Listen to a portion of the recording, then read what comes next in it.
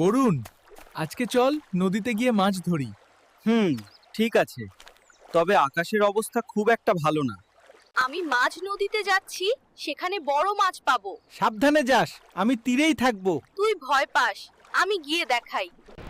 হায় হায়, আকাশ তো একেবারে কালো হয়ে গেল।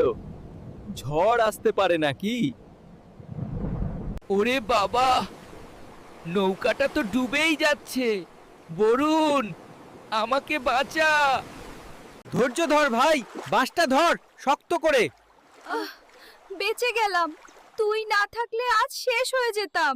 আজ বুঝলাম, ঝুঁকি নেওয়া সবসময় বুদ্ধিমানের কাজ না। একদম ঠিক বলেছিস, জীবনের চেয়ে বড় কিছু নেই। বরুণ, তোমাকে ধন্যবাদ। তরুণ, তুমি আমার ভাই। চল, এখন তীরেই বসে মাছ ধরি, সবাই মিলে আনন্দ করি।